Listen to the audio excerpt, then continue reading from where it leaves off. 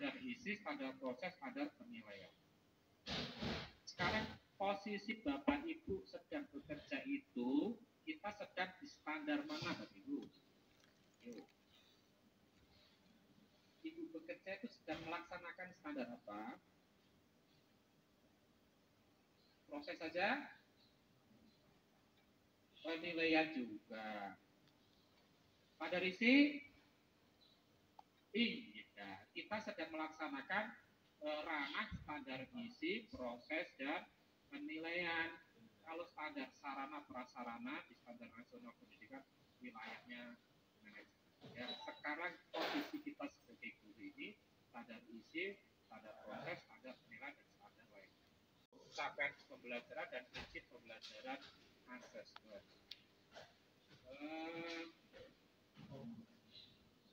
Dari tiga aspek ini nanti akan diwujudkan menjadi KOS. Kalau tahun kemarin kita menamakan, sehingga nanti kompetensi keahlian itu kita istilahkan menjadi konsentrasi keahlian. Contoh, Bu Susi ngajar di TOI. TOI itu program keahliannya apa, Bu Susi? TOI.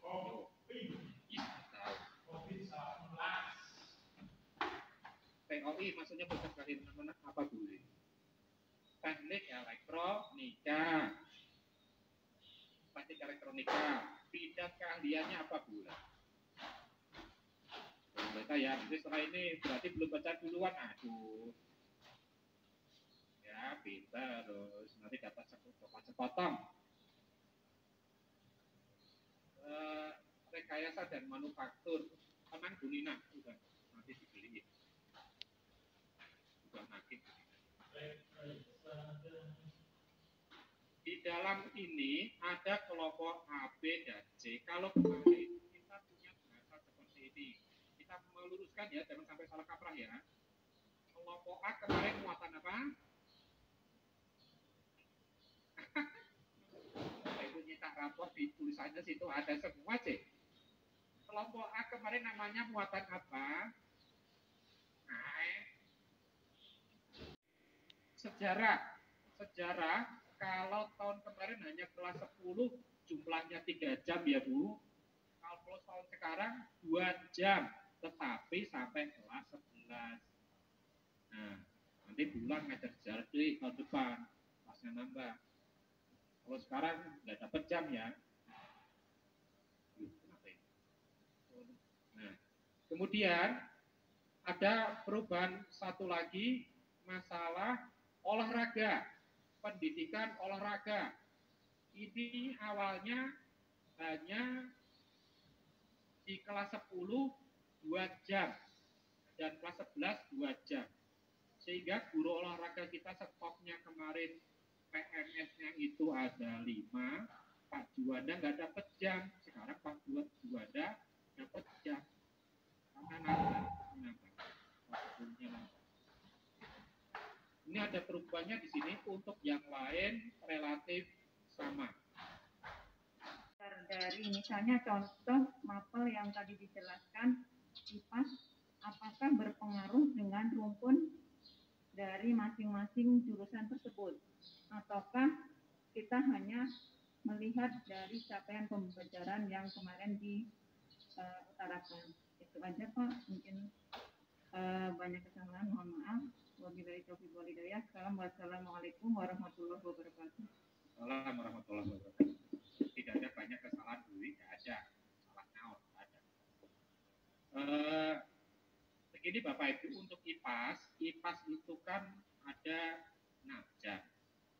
6 jam. Yang linear ngajar IPAS adalah guru fisika, guru kimia, guru biologi, guru-guru rumpun IPA, dan guru-guru rumpun sosial. Guru ekonomi boleh, guru sejarah boleh, guru geografi, kalau sarjana geografi boleh, guru kewirausahaan boleh. Nah, prosentasenya itu kalau SMK itu adalah SMK yang berbasis ilmu sosial, contoh SMK 2. SMK 2 itu misalkan jurusan pemasaran. Maka prosentasenya itu menggunakan 4 jam adalah ilmu sosial, 2 jam ilmu IPA. Ketika kita ini adalah orang teknologi, maka 4 jamnya adalah ilmu IPA, yang 2 jamnya ilmu sosial.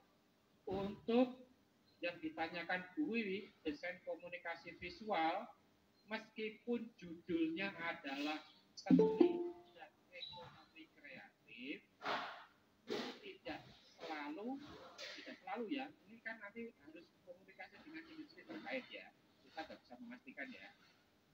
Tidak selalu ini nanti diarahkan ke bidang seni, bidang sosial, bidang ekonomi. Tidak selalu, karena kalau lihat dari muatan pekerjaan desain komunikasi visual, ini juga banyak teknologinya ya bagus ya.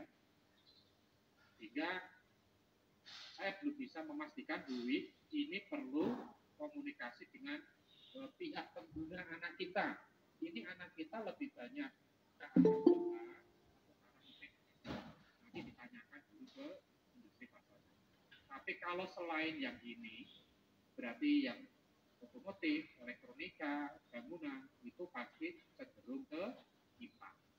Dari hasil pembelajaran tersebut bersama-sama anak dengan gurunya. Itu diantaranya adalah alur yang bisa dilaksanakan di dalam proses pembelajaran.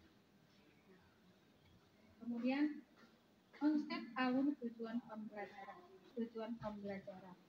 Maksudnya tadi yang kita dalam pembelajaran itu punya hak untuk menyusun alur pembelajaran masing-masing. Jadi tidak sudah disajikan oleh pemerintah misalnya alur pembelajaran seperti ini sudah di-set misalnya.